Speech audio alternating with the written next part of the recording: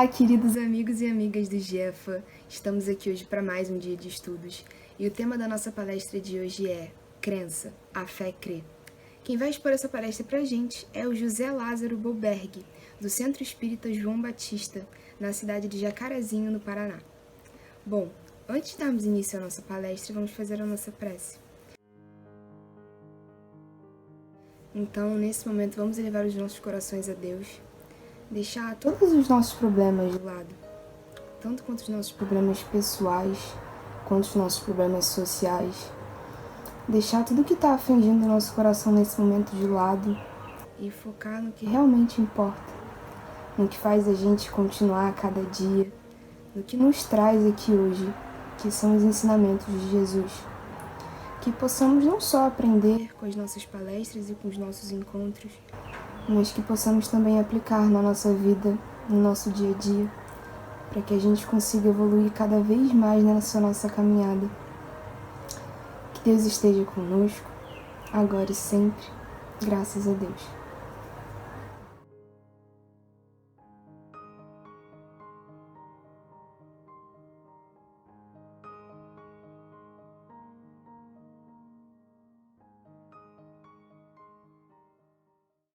Alô, meus amigos, a nossa saudação e o nosso prazer de mais uma vez estar em contato com vocês para apresentar mais um texto, mais um tema.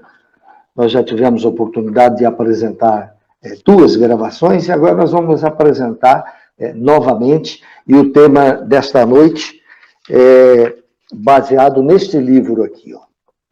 Vamos ver se eu pego. Aqui. Crença, a fé que crê, que é o tema da exposição nossa.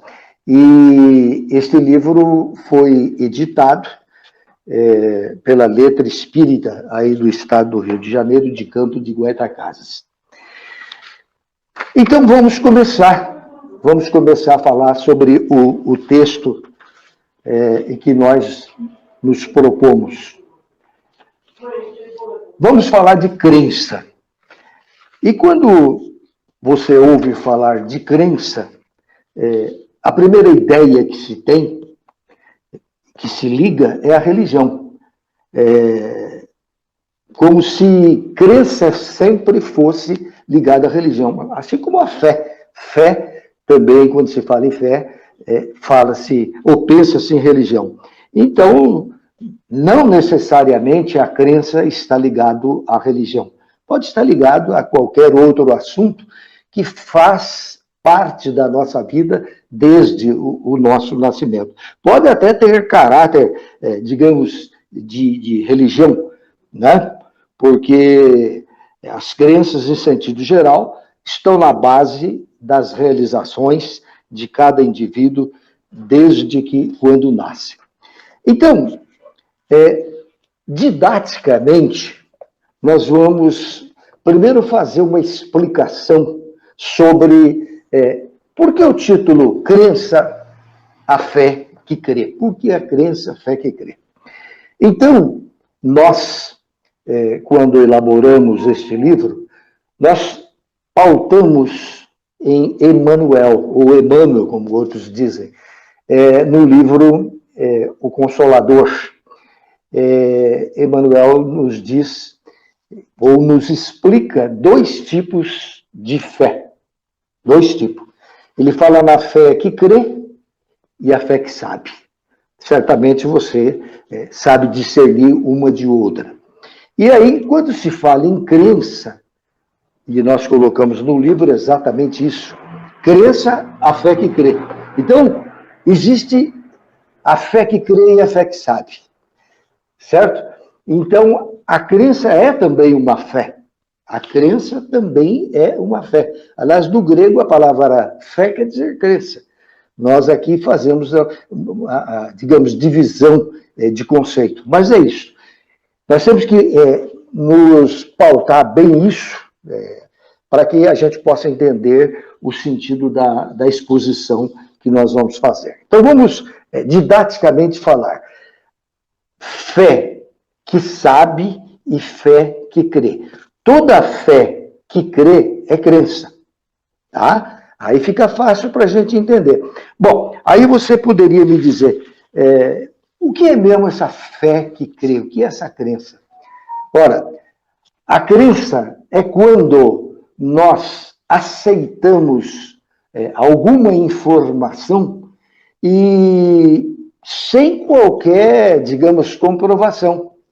Aquilo que eu aceito como crença, mas que eu não tenho certeza se é verdade ou não é verdade, é uma crença. E isto ocorre conosco desde a nossa infância. Imagine você, vamos pensar lá quando nós éramos crianças, quanta coisa nós recebemos de informação que na realidade não passa de crença. Quer dizer, todos nós temos crença. Então, muitas crenças, ou a grande maioria das nossas crenças, elas foram pautadas na nossa infância.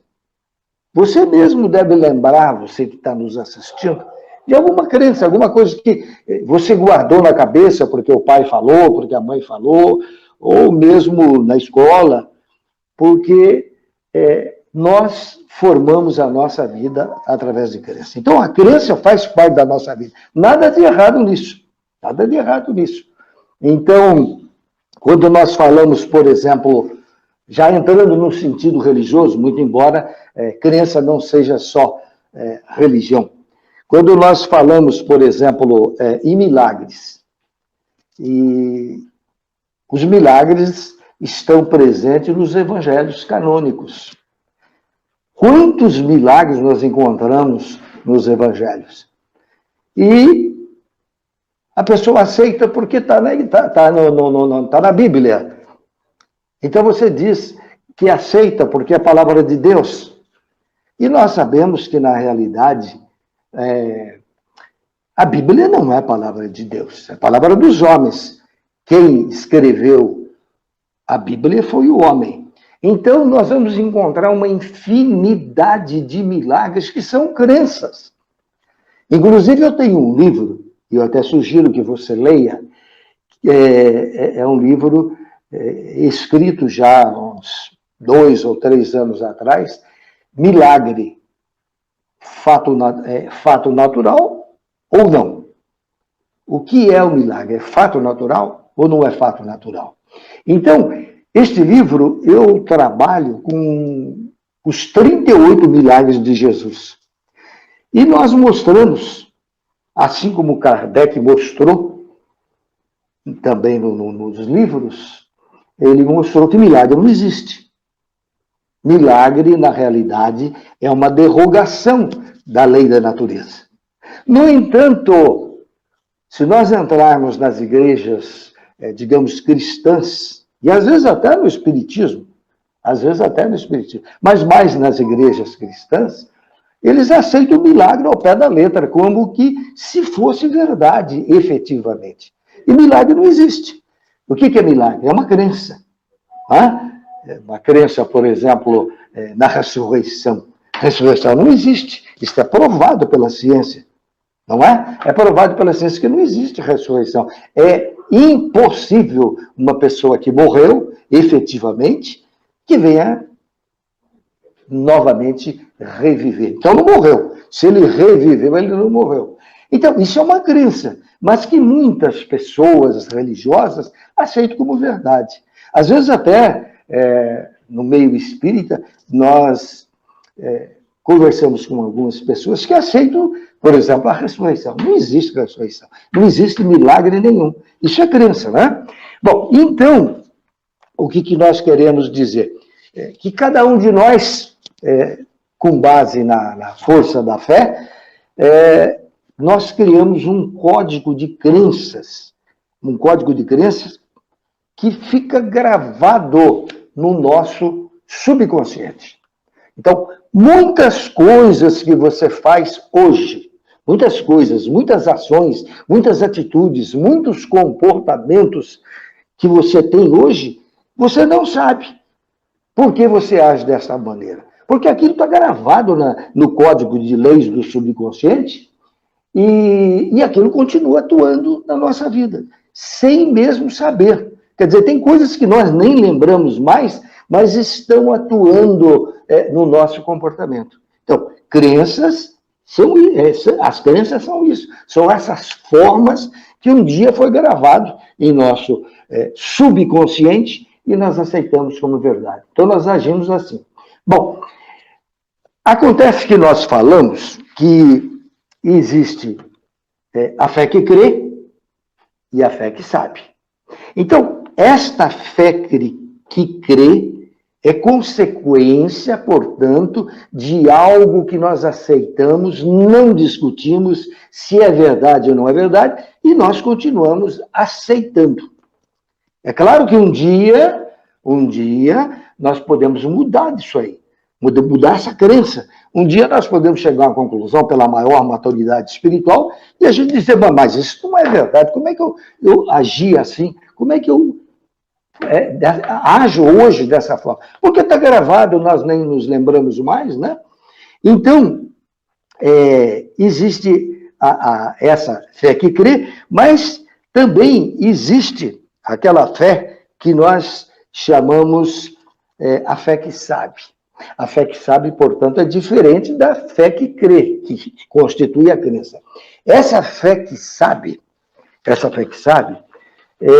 é aquela que nós adquirimos a fé depois da experiência. Veja bem, isso Emmanuel foi inteligente para nós sabermos defrontar com essas duas ações. Então, nós temos aquela fé que nós praticamos e que ela fixou no nosso subconsciente, mas ela é uma fé que sabe.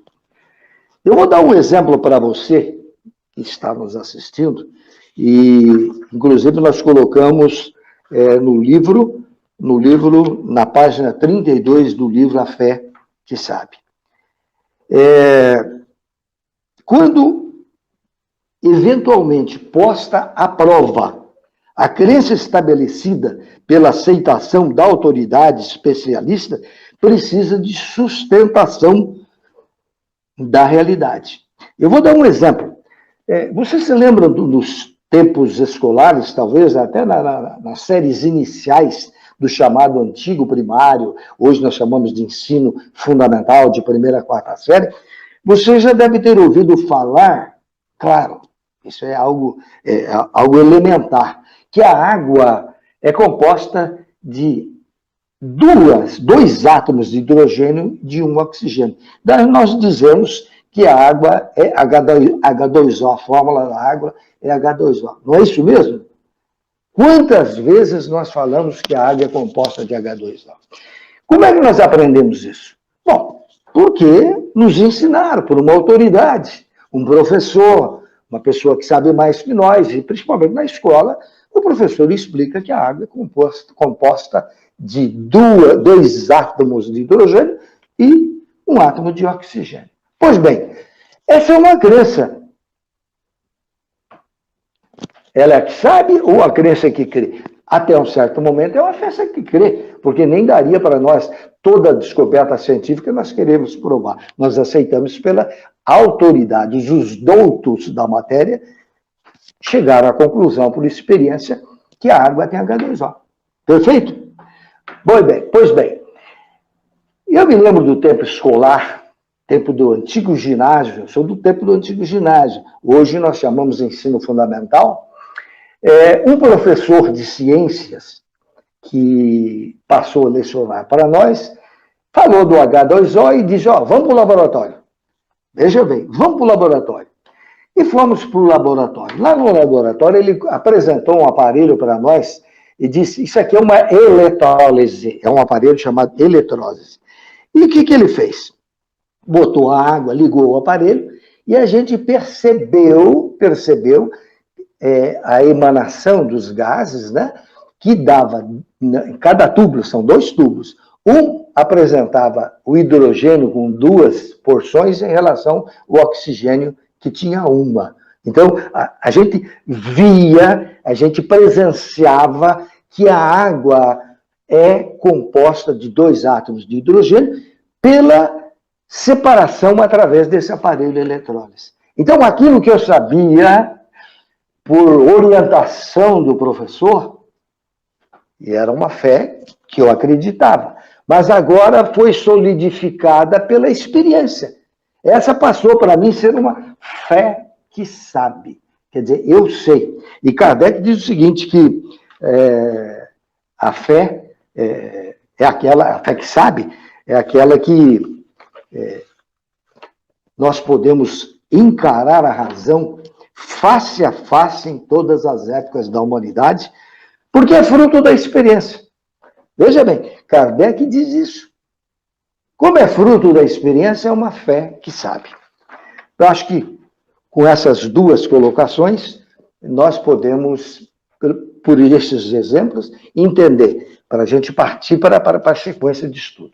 Fé que crê, aquela que eu acredito, mesmo sem ter experiência. Se eu falar para você agora que Jesus andou em cima d'água, você acredita? Bom, se você acredita, é uma fé que crê. Porque, na realidade, é provável que ninguém anda em cima d'água. Mas, depois que nós entendemos, estudamos e passamos a experimentar, nós vamos chegar à conclusão que essa é uma fé que eu aceito, mas é crença. Jesus transformou água em vinho. Bom, nunca poderia transformar água em vinho. Não existe isso aí. Mas o crente, o religioso, cristão, muitos deles aceitam. E ponto final. Então, bem, vamos em frente. Como é que então começam as crenças? Nós já acabamos de falar que as crenças começam com a formatação no nosso subconsciente, na nossa mente subconsciente, elas começam a ser gravadas. Elas passam a ser gravadas e nós aceitamos como verdade. Porque quando criança, nós não sabemos bem se aquilo é verdade ou não é, mas aceitamos. Já foi o papai que falou, foi o tio, foi um professor, então nós aceitamos. Então as crenças começam desde a infância. As crenças começam desde a infância. Isto é, nós passamos a aceitar uma determinada informação sem qualquer experimentação. Então, eu aceito e passo a agir desta forma. Eu passo a agir com influência desta crença. Desde a babá que cuidou de você, que apresenta algumas coisas para a criança e a criança guarda. Então, como é que são criadas as crenças? Nós só falamos aqui que elas começam na infância, mas elas vão embora para a vida toda. Tem coisas que você acredita hoje, não é criança, você aceita e é crença. Então não é só na infância. Ela começa na infância, essa crença, mas ela continua a existir. Então nós temos, de acordo com a pesquisa que nós fizemos e colocamos no livro, nós colocamos como é que são criadas as crenças.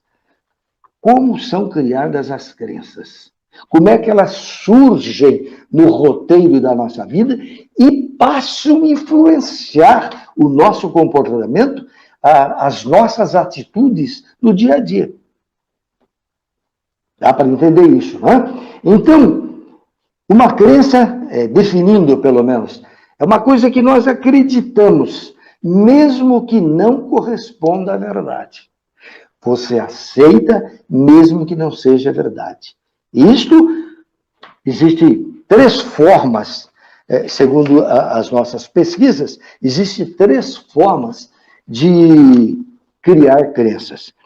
Uma delas é que é por experiência, crença por experiência pessoal. Então, digamos, nós até colocamos como exemplo, quem já comeu caqui? Caqui, se ela não estiver madura, a fruta não estiver madura, ao morder, fica marrenta na boca. Então, a fruta pode estar vermelha, pode estar atrativa, mas na primeira mordida você sente que a fruta está marrenta. Faz cara de quem comeu e não gostou. Bom, se você experimentou uma vez, pode ser agora, até na fase adulta, mas também na infância, mas não na fase de criança, mas qualquer época da vida, então, é uma crença. Então, se alguém te oferece hoje um caqui, e se você um dia mordeu o caqui e viu que aquilo estava marrento, o que acontece? Quer comer um caqui? Não, muito obrigado, eu não gosto de caqui. Por quê? Porque aquela experiência trouxe a você uma informação no seu cérebro que caqui é uma fruta ruim. E você vai dizer, fruta ruim.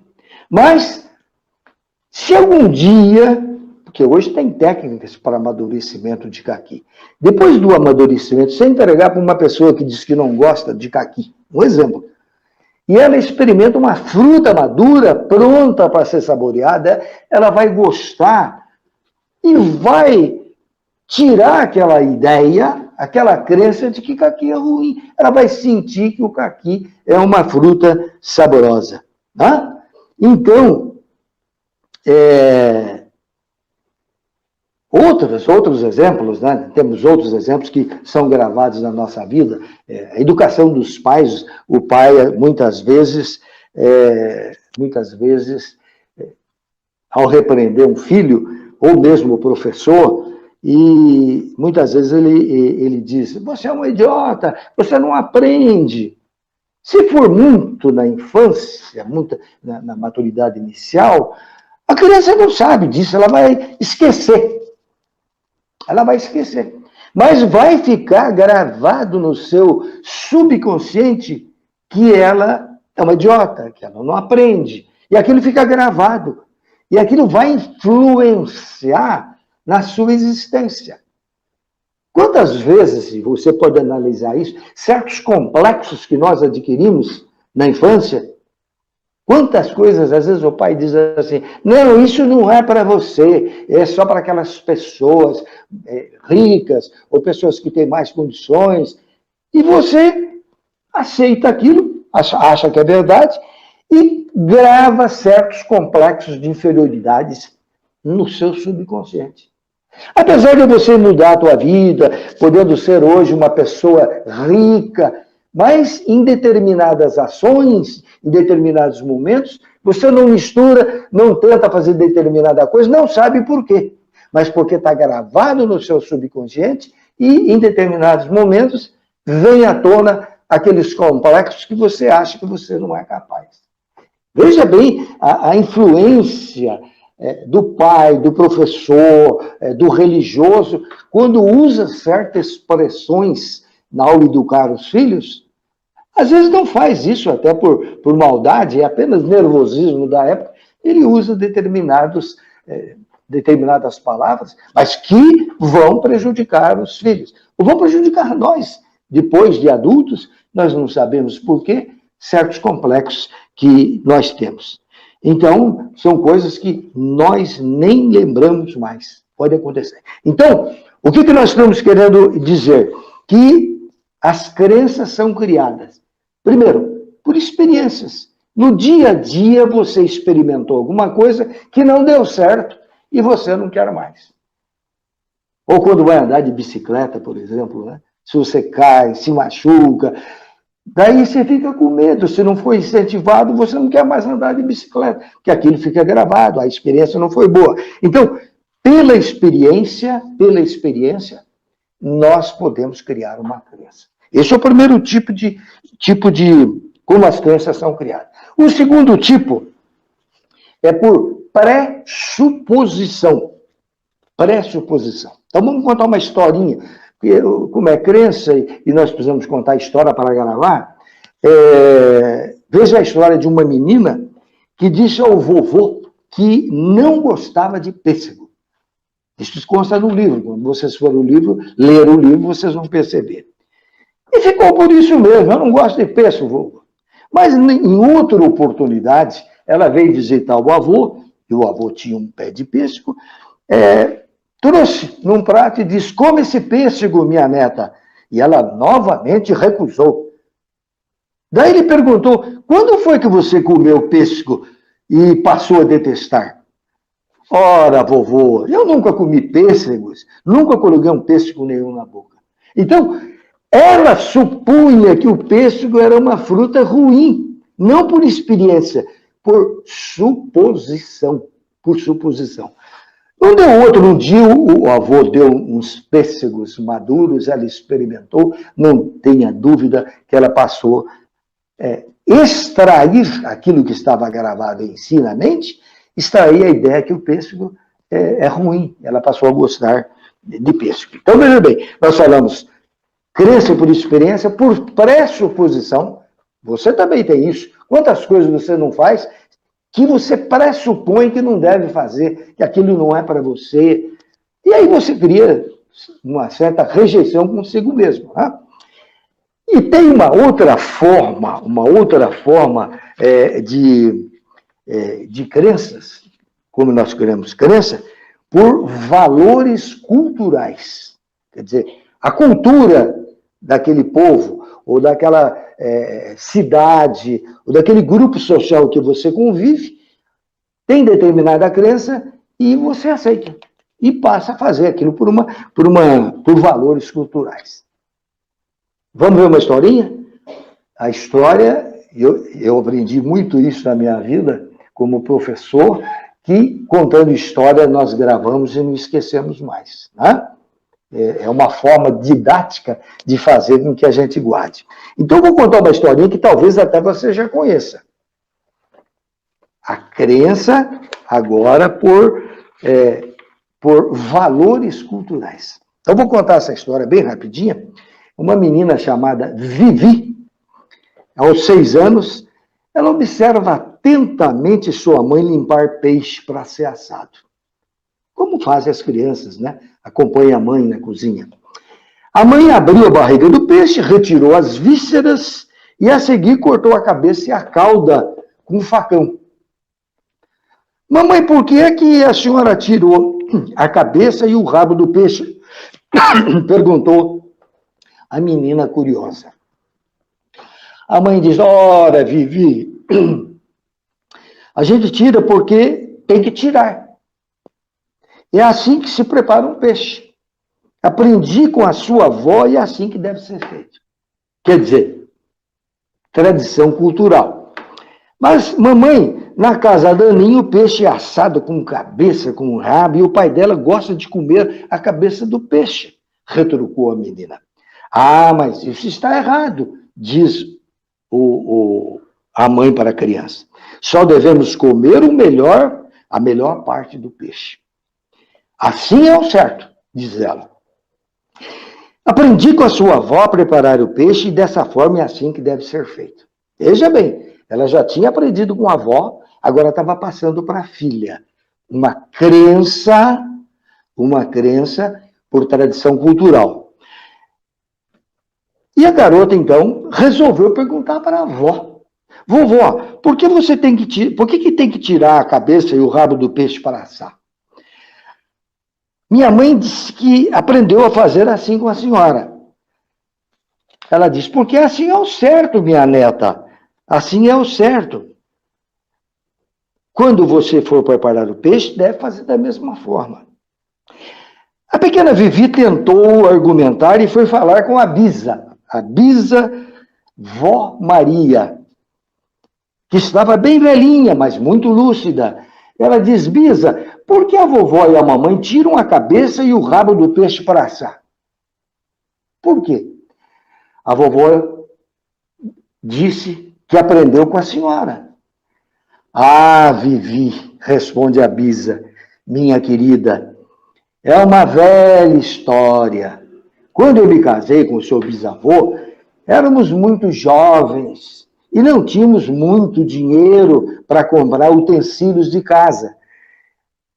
Seu avô saía para pescar, quando retornava trazia peixes muito grandes. Nunca cabia na assadeira que eu tinha, que era uma assadeira pequena. Então, para poder assá-lo, eu precisava cortar a cabeça e o rabo. Aí cabia na assadeira. E a única forma de caber naquela assadeira assim, pequena. Quer dizer, uma tradição cultural passou para a menina que o peixe era feito assim.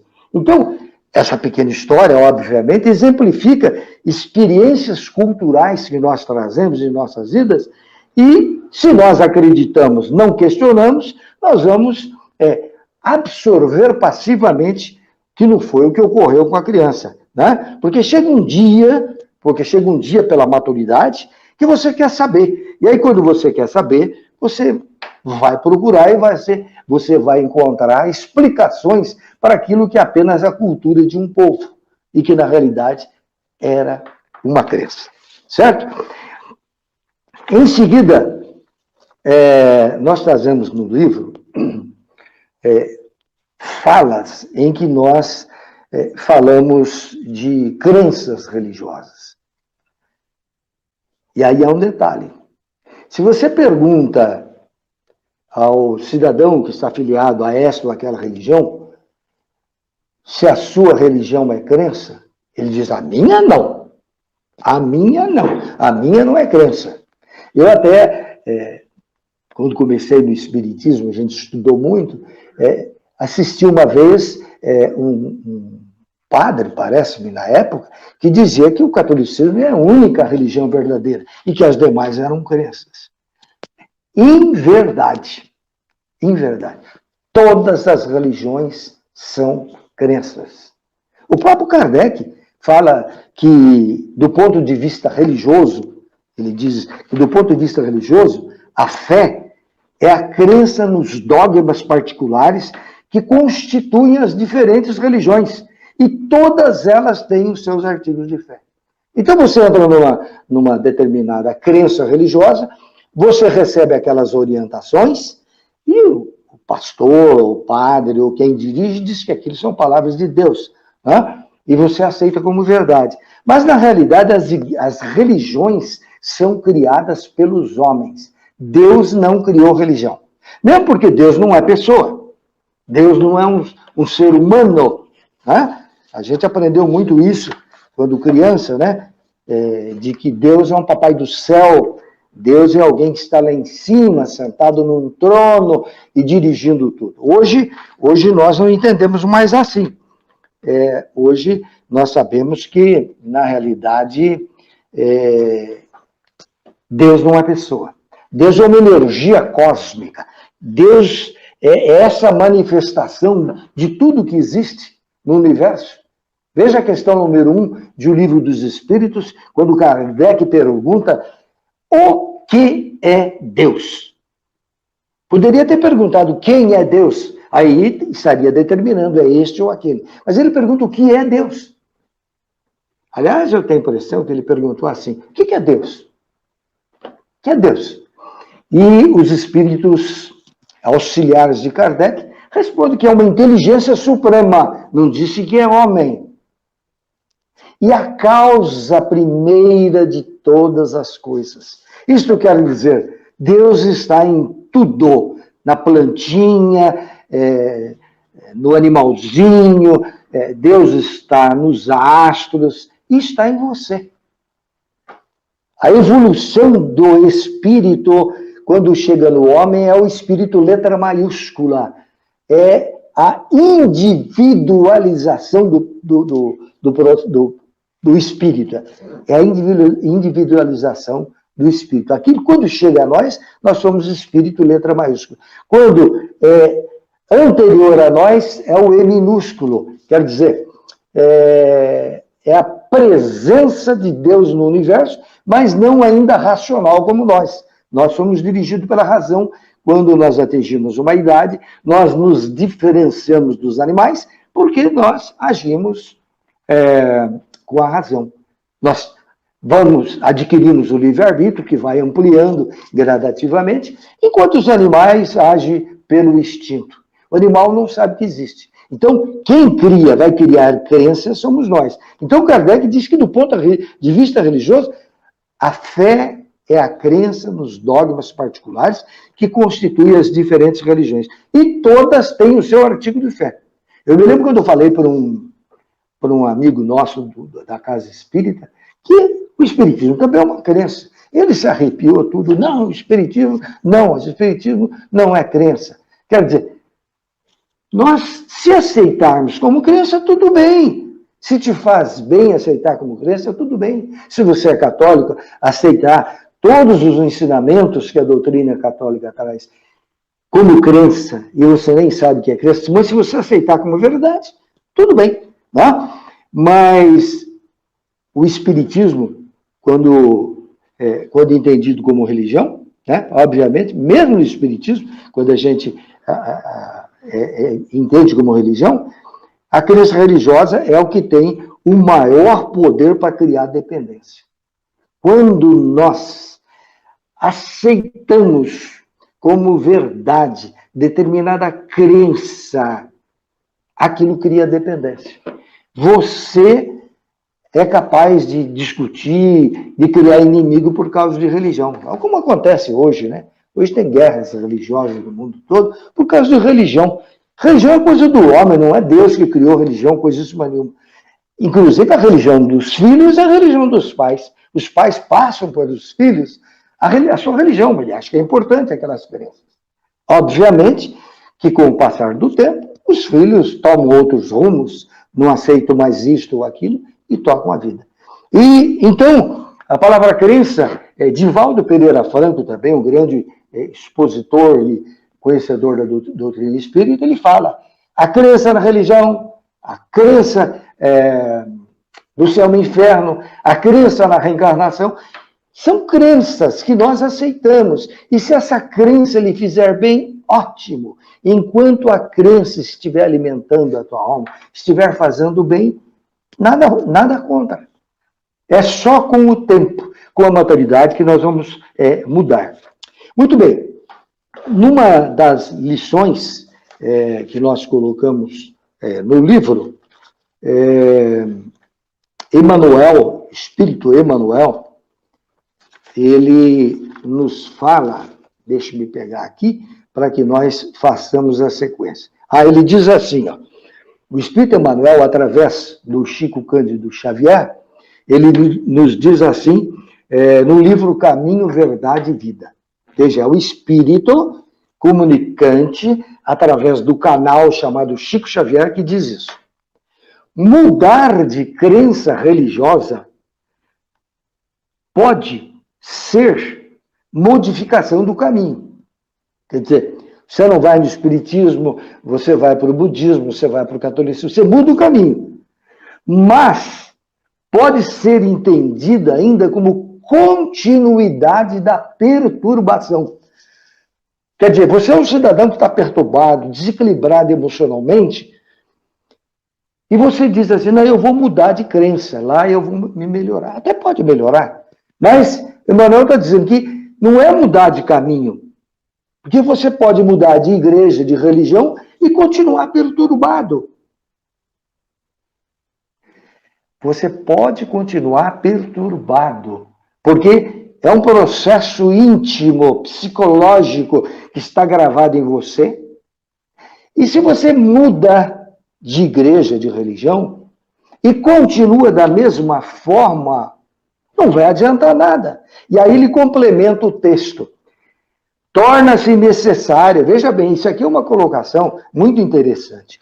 Torna-se necessário encontrar o Cristo no santuário interior. O que Emmanuel está dizendo?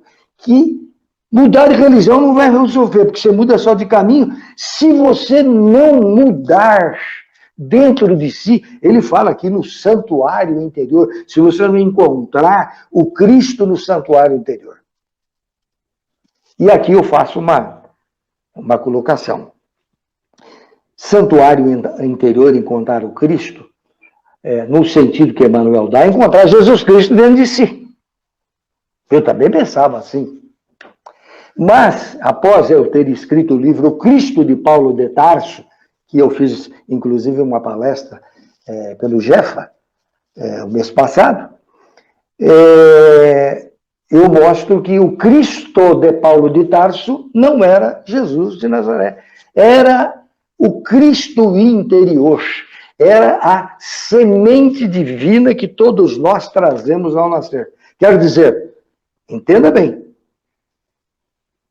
você traz na intimidade, ao nascer, esta força interior que se chama Cristo, que não é o Jesus Cristo. O Cristo esse Cristo é a semente, a potência, a força interior que todos nós somos dotados ao nascer.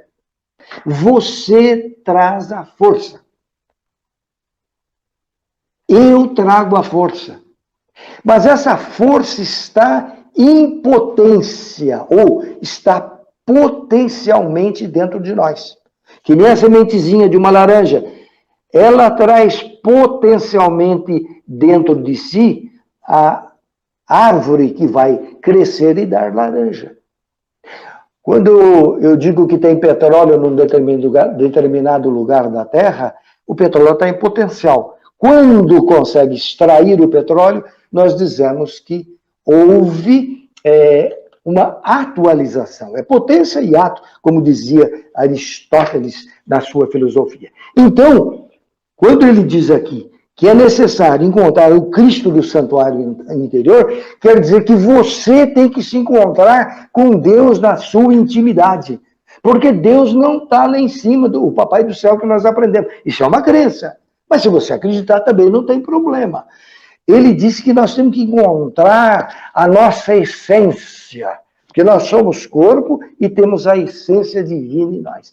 Todos nós temos essa essência. Uns dizem que é o Espírito, letra maiúscula, outros dizem que é o Cristo interior, outros dizem que é o Cristo. Enfim, tem vários termos. Mas uma coisa é certa, todos nós somos dotados do Cristo interior.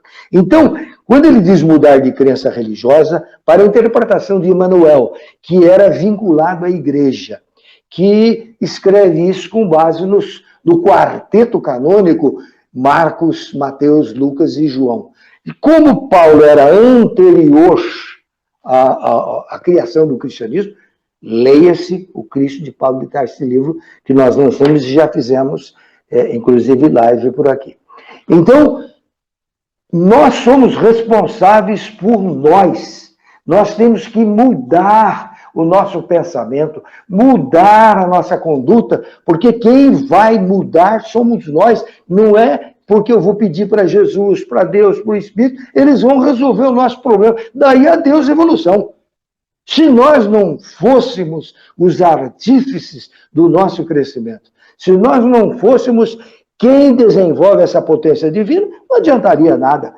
E se Deus fizesse por nós, Jesus fizesse por nós, o Espírito fizesse por nós, nós perderíamos aquilo que se chama livre-arbítrio. Ou você tem livre-arbítrio, ou você entrega esse livre-arbítrio para alguém no exterior e adeus livre-arbítrio. Aí não existe evolução, que o Espiritismo nos diz, a reencarnação em que o Espírito vai evoluindo infinitamente. Bem, isso aqui é um texto que eu trago, mas que eu sugiro que vocês façam um estudo sobre este livro que nós citamos, o Paulo de Tarso. A crença o Cristo de Paulo de Tarso. Muito bem. Agora vamos mais um assunto aqui, para depois nós falarmos da influência das crenças limitantes. Nós vamos falar das crenças limitantes, né? Que crença limitante é aquela que limita o meu desenvolvimento. Quando eu deixo de fazer porque uma crença está me prejudicando. Muito bem.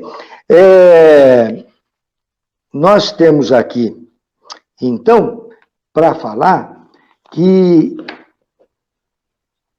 antes de qualquer comentário, que devemos compreender que todas as crenças, sejam elas falsas ou sejam verdadeiras, porque seja falso ou verdadeiro, é válido para você, tudo bem. Então, vejam bem, como nós abordamos anteriormente e vamos abordar novamente, as crenças, quando nós aceitamos as crenças e elas estão nos fazendo bem, tudo bem, você está em paz, está em harmonia. Mas quando determinadas crenças que foram gravadas no nosso subconsciente e hoje estão bloqueando, estão impedindo do crescimento espiritual. Ou você acha que não existe? Existe. Quantas crenças impedem de você ser você mesmo? Eu tenho até um livro chamado Seja Você Mesmo. Também é um livro muito interessante, que é a busca do Deus interior, a busca da sua potência divina que você tem que desenvolver. Então, determinadas crenças, hoje, dificultam o seu desenvolvimento, porque bloqueiam, sem você saber, em razão de estar gravado no nosso subconsciente. Diz que 95% daquilo que nós aprendemos vão para o subconsciente. Nós temos 5% do consciente, que é o agora. O subconsciente é assim, o piloto automático, que está gravado em nós. É que nem dirigir um carro. No início, você tem dificuldade, se o carro é automático, ou o câmbio, o carro morre. Mas depois que você aprende mesmo, efetivamente, o que vai acontecer? Você dirige daqui a São Paulo, daqui a Curitiba, daqui ao Rio, e vai mudando a marcha e conversando com todo mundo, porque está no subconsciente, está no piloto automático. Quer dizer, o subconsciente está dirigindo e você, com o consciente, está conversando. Interessante, né? Mas é isso que acontece. Então, muitas crenças que nós adquirimos, elas estão bloqueando o nosso crescimento. Bom, mas e daí? Como é que nós vamos fazer se eu tenho crença limitante? Como é que eu vou fazer? Aí eu vou trazer uma frase que vocês conhecem, que eu acho extraordinária. Aí é uma frase do Chico Xavier. Uma frase do Chico Xavier, e que eu associo a este consciente e este subconsciente. O Chico diz, e você conhece certamente, que é uma frase muito comum no Espiritismo, ele diz: embora ninguém possa voltar atrás e fazer um novo começo, qualquer um pode começar agora e fazer um novo fim. Chico Xavier. É perfeitamente, é uma explicação clara para nós entendermos a crença, né? Quer dizer, se eu não posso voltar atrás, na minha infância, ir lá com uma borrachinha, como se estivesse na escola, apagasse aquelas crenças que hoje estão bloqueando o meu crescimento, eu não posso. Estão gravados. E aquilo que grava, aquilo que se grava, não desgrava mais. Isso a psicologia diz. Aquilo que eu gravei, não é como num computador, você vai lá e deleta. Não, aquilo que eu gravei, até aquilo que eu só pensei, diz o Evangelho, só de pensar. Lembra dessa frase do Evangelho? Só de você pensar, você já adulterou. Isso quer dizer o seguinte, aquilo que eu gravei, não só na infância, agora, aquilo que eu gravei está lá no subconsciente. Eu não posso apagar mais, mesmo porque na rede neural nós criamos janelas, windows, como diz em inglês. Nós temos janelas. Nessa janela eu tenho uma janelinha em que eu gravei uma crença. Eu não vou tirar essa crença mais. Eu posso criar uma outra janela. Eu posso criar, digamos, uma janela paralela com outros pensamentos para que vá enfraquecendo aquela janela. Mas perder não. Tanto é que quando nós nos desencarnamos, diz André Luiz, que no plano espiritual nós temos tudo gravado, o filme da nossa vida, desde quando nós nascemos, porque não perde nada. Então, nós temos que reprogramar a nossa mente. Reprogramar a nossa mente. E é isso que o Chico diz. Se você não pode voltar atrás, se você não pode apagar e eliminar essa crença que você guardou no teu subconsciente, mas você pode, a qualquer momento, começar uma nova vida, fazer um novo fim. Quer dizer, buscar um novo fim. Quer dizer, mesmo que você tenha crenças que hoje estão lhe prejudicando, e você deve ter, porque eu também tenho, isso não é prerrogativa, todo ser humano é tocado a crença. E crenças que, muitas vezes, nos impedem de crescer. Falei anteriormente sobre o complexo de inferioridade. Quantos complexos que colocaram na nossa mente Que hoje, apesar de você passar uma vida, ter desenvolvido conhecimento, estudo, faculdade, tem certas coisas que impedem de você participar, porque há uma força interior que diz que você não deve fazer. Quer dizer, isso está gravado lá no subconsciente. Então, nós temos que criar uma nova programação. Isso quer dizer, se você quer mudar, você pode. Se você quer, você pode. Você pode começar amanhã uma nova vida. Você pode começar a se programar com uma nova rede neural dentro da tua mente. Você cria uma nova rede neural e vai usando essa rede neural de tal sorte que ela vai, digamos, fazendo aquela rede neural antiga, ela não vai apagar, mas ela vai ficando enfraquecida. É isso que os psicólogos dizem, né? Então, até o que você pensou, mesmo que você não queira, está gravado. Pensou, gravou. E não apaga. Você tem que criar uma outra programação para a sua mente. E é isso que nós vamos falar agora nessa segunda parte, que, obviamente, para falar isso, eu teria que usar 2 horas, etc, etc. É muito mais. O livro traz uma série de orientações que nós temos que criar uma nova programação para a nossa mente e nós vamos criar. Por exemplo, eu coloquei na segunda parte do livro, essa primeira parte, como vocês podem ver, eu dou uma sustentação didática, eu trago as fórmulas do que é crença, como elas influenciam a nossa vida. Agora, essas crenças limitantes, nós vamos lançar aqui apenas algumas, porque se nós fôssemos falar todas as crenças limitantes, nós não terminaríamos a noite. Então, vou trazer aqui algumas sugestões. Tá? Uma crença limitante, nós vamos descobrir por que ela está nos limitando. Está gravado lá no subconsciente. Por que a crença X está me limitando? Por quê?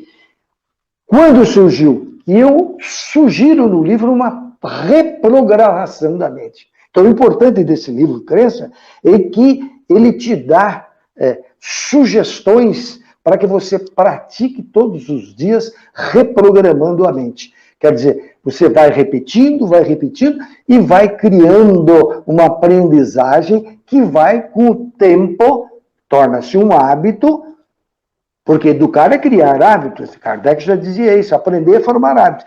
Você cria o hábito e ele vai para o subconsciente e daí você faz sem pensar. Então, eu trouxe aqui alguns casos e eu sugiro que você faça a leitura, né? Isso é um trabalho que nós fazemos de pesquisa, de estudo. Inclusive, eu tenho um livro mais ou menos dentro dessa linha que se chama Peça e Receba. O universo conspira a seu favor, em que eu apresento também algumas sugestões para mudança de programação que está no subconsciente. Então, a primeira, você já deve ter ouvido falar isso, ou falar isso para você. Não sou inteligente o bastante. Quer dizer, você diz, porque certamente alguém falou, que você não é inteligente, como seu irmão, como fulano de tal. Quer dizer, nós não podemos fazer comparação. Os filhos são espíritos diferentes. Então, quando o pai diz, você não é inteligente que nem seu irmão, nós estamos cometendo um crime. Cada um desenvolve o seu potencial de acordo com a sua estrutura psicológica. Então, quando eu digo assim, não sou inteligente o bastante, isso é uma crença limitante. Isso é uma mentira. Dizer que você não é inteligente o bastante. Ora, a inteligência se desenvolve gradativamente.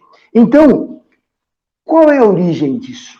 Então, no livro, nós colocamos primeiro a origem da crença limitante. Por isso que eu disse que eu vou falar algumas, outras você vai deduzir por essa programação. Quais as possíveis origens da crença não sou inteligente o bastante? Certamente ocorreu na infância, por influência dos pais ou responsáveis, professores, ao longo de sua formação. Se lhe dizem, você é burro, eu já ouvi isso até de professor. Fui diretor de escola, faculdade de Direito, mas antes eu tive minha experiência no ensino médio, professor. Então, se ele diz você é burro, pode ter vindo de uma autoridade sobre você. Seu subconsciente acaba aceitando que você não é capaz, né? Não importa que essa não fosse a intenção do professor ou do pai. Não importa. Consistindo num momento de nervosismo, mas não tendo capacidade para entender, a mente aceita que você não é igual ao coleguinha, igual ao filho de fulano, não é igual ao irmão. É uma situação muito comum, e isto eu já presenciei, na vida dos pais e professores. Então, essa crença fica sendo verdade por influência, mesmo quando já na fase adulta. Você pensa que você não é inteligente, que você não é capaz, porque alguém disse e isto ficou gravado como uma crença e você nem se lembra mais. O seu subconsciente não é seletivo. Apenas acata as sugestões exteriores no mesmo sentido que a terra acolhe o que for semeado. O que você planta, a terra acolhe. Não selecione, a nossa mente também não. Então, um dia você descobre que não é nada disso. Por exercícios mentais, supera o que o outro traumatizou, e é possível que em muitos momentos você tenha retraído e não enfrentou as situações desafiadoras, porque esta lei interior, este código mental que está gravado em você, seja uma crença que obsta a sua luta.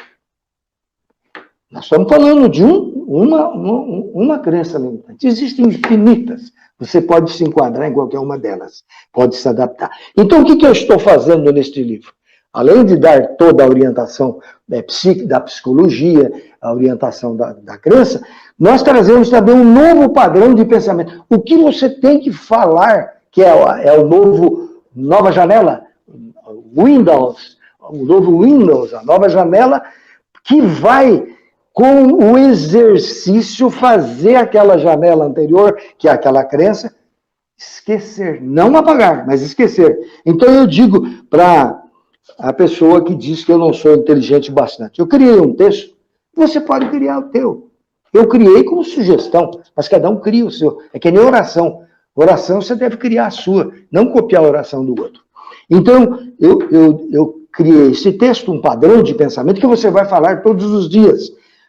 Bota no espelho, fala logo ao acordar, ao que você está tomando café, você fala essa frase, à tarde, no seu serviço, à noite. Então, o que vai acontecer? Você vai criando uma verdade, uma outra crença. O texto diz assim: sou a inteligência do universo. Porque nós somos inteligentes. Deus é a inteligência suprema e nós temos a essência dele. Nós temos o Cristo interior. Nós temos a semente de Deus em nós. Claro que tudo isso é metafórico, né? Eu até digo, você tem um pedacinho de Deus em você. Não é bem isso. Mas você tem essa partezinha que tem tudo que Deus tem. Então, você vai dizer, sou a inteligência do universo. Tenho tudo em abundância sem limitação. Sou a potência divina em desenvolvimento. Não sou o que os outros plantaram em minha mente subconsciente, pois eu tenho a força para criar todas as soluções. Este é um texto de crença limitante. Nós temos muitas, né? Eu vou falar mais uma ou duas, de acordo com o tempo, mas você leia o livro Crença. Descubra, ajude os seus filhos, ajude os seus alunos e ajude você. Né? Então, eu tenho uma outra aqui. Isso aqui é muito comum. A pessoa diz assim, principalmente se a pessoa é muito religiosa, eu já ouvi isso várias vezes.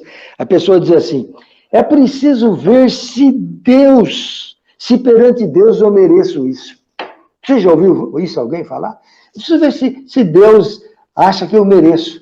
Ora, tenha paciência.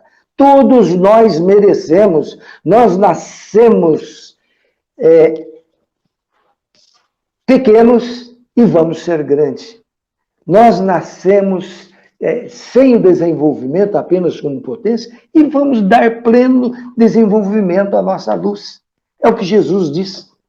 Brilhe a vossa luz. Essa luz é essa potência que está dentro de você. Ele não diz, eu venho aqui e vou acender a luz para você. Não, brilhe a sua luz. Desenvolva o seu potencial. Porque tudo que eu faço, você também pode fazer. Dá para entender isso? Quer dizer, nós somos a inteligência em potência. Nós somos o micro do macro. O nosso micro vai crescendo, crescendo, e nós vamos evoluindo gradativamente. Vamos adquirindo mais luzes, mais entendimento, vamos desenvolvendo mais o nosso potencial. E à medida que nós desenvolvemos a nossa inteligência, à medida que nós evoluímos, nós eliminamos as nossas imperfeições. Isso Kardec já diz, né? No livro O Céu e o Inferno. Nós vamos eliminando as nossas imperfeições. Então, é preciso ver se Deus diz que eu mereço. Ora, qual é a origem disso? Por que a pessoa diz isso? As crenças religiosas são campeãs em limitar a plena liberdade das pessoas. Tudo porque eles passaram que elas são de ordem divina. As igrejas são de ordem divina.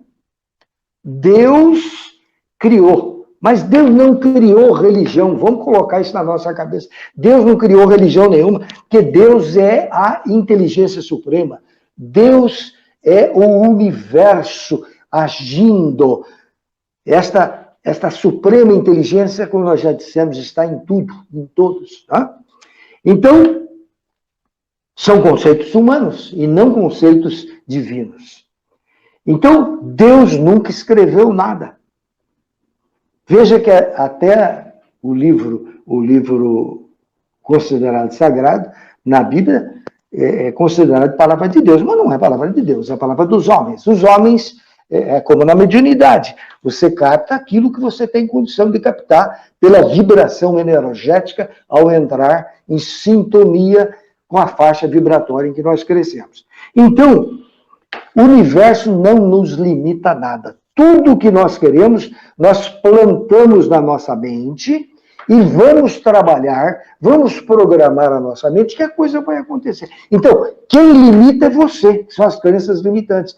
Você acredita que você não é capaz, e aí você não cresce. Então, entendamos, nós merecemos tudo, tudo. E eu tenho um caso aqui, para contar bem rápido. Uma ocasião, um rapaz foi no nosso escritório e tinha separado da esposa. Menino novo, a esposa, menina nova, já tinha filhos. E ele separou e foi lá falar conosco. E ele contou essa história para nós. E eu disse para ele, calma, você é um garoto ainda, você vai superar esse obstáculo. Se não deu certo com essa esposa, não que nós sugeríssemos qualquer separação, é óbvio. Você vai encontrar uma outra companheira, você vai constituir família, vamos tocar para frente. Sabe o que ele me respondeu? Não, a minha religião não permite. Nós não podemos, a minha religião não permite. Quer dizer, não é Deus. É aquilo que o homem criou, não permite, porque diz que não pode casar de novo. Quer dizer, um absurdo. Aí orientei o garoto e ele foi embora. Então, nós podemos mudar. Sempre. Nós não somos o que os outros pensam, o que eu penso. O nosso pensamento cria vida. Você é o que você pensa. Você tem que pensar que você é capaz, que você pode mudar sua vida sim. Não existe ninguém que vai bloquear, desde que você queira. É claro que as coisas não acontecem como se fosse um ecoar de um grito no universo. Não, nós vamos trabalhar. As coisas vão acontecer pelo suor nosso, pelo trabalho nosso. Não podemos aceitar. Então, essa ideia de que Deus não permite, que eu não mereço isso, todos nós merecemos. basta que trabalhemos. Isso é importante, porque cada um vai dar conta da sua administração, não para Deus, mas para você mesmo, para a sua consciência. Eu digo isso no livro Código Penal dos Espíritos. A tua consciência é onde Deus está instalado. O livro dos Espíritos diz assim, né? Quando Kardec pergunta onde está gravada a lei de Deus, ele diz, na consciência. Então, o nosso Deus, a nossa potência divina, o nosso Cristo interior está gravado na nossa consciência. E aí eu crio um padrão. Eu disse aqui qual é a origem, e agora eu crio um padrão para você dizer todos os dias. Sou merecedor de tudo que eu desejo. Você vai programar a mente. Nada me é impedido, pois o que tenho é merecimento por consequência do meu trabalho.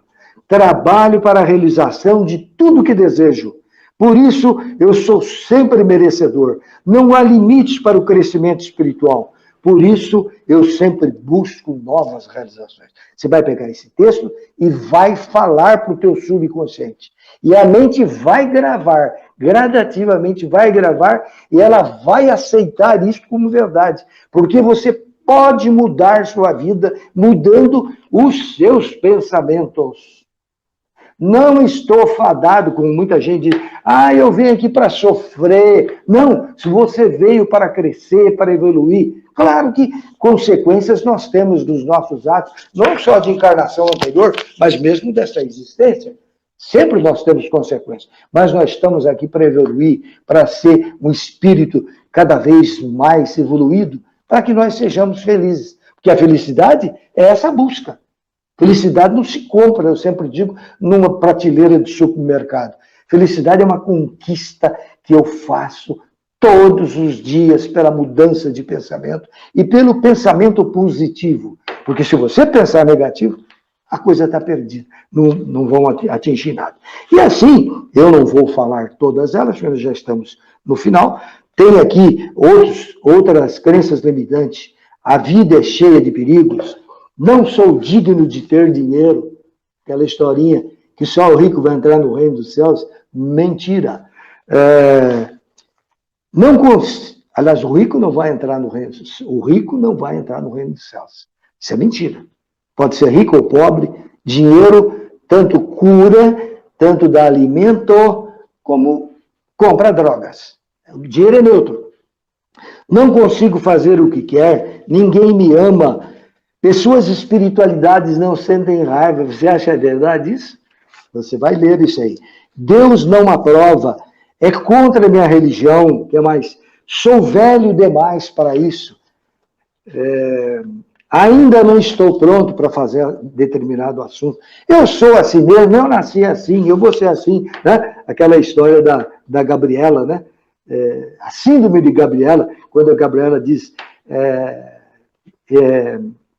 eu sou assim, nasci assim, vou continuar assim, etc, etc. Na verdade, isso é uma síndrome de Gabriela. Nós somos amanhã o que nós quisermos pela nossa luta. Está chovendo, que dia miserável. O que mais tem aqui? É melhor dar do que receber. Precisa analisar isso, né? Tem que casar com quem é da mesma religião, outra farsa. Outra farsa. Não sou bom bastante para entrar nessa disputa. Crença limitante. É tarde demais. E assim por diante. Eu tenho mais ou menos aqui, neste livro, 25 crenças limitantes que nós mostramos a origem, possível origem, e qual o novo padrão que eu devo usar na nossa mente para modificar. E você pode encontrar também no livro Peça e Receba, o Universo Conspira a seu favor, em que nós também trazemos nessa linha de pensamento ensinamentos. Então, gente, eu quero agradecer mais uma oportunidade de aqui estarmos com vocês. Isso nos engrandece, isso nos dá a oportunidade de nós conseguirmos transmitir aos amigos a nossa experiência de vida, os nossos estudos. Isso é muito feliz para nós de podermos transmitir. Então, muito obrigado a todos por esta oportunidade de aqui estarmos juntos.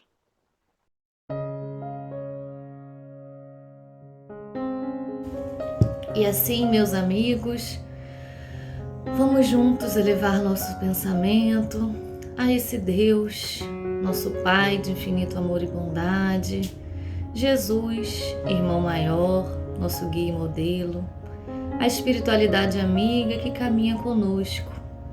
Estamos aqui reunidos a fim de agradecer as tantas bênçãos, agradecer a oportunidade de conhecer essa doutrina consoladora, agradecer o momento de mais estudos, aprendizados, reflexões, agradecer pela saúde do nosso corpo e pelas tantas outras coisas que nos são chegadas ou que nos são retiradas em nosso favor, de acordo com a sabedoria maior.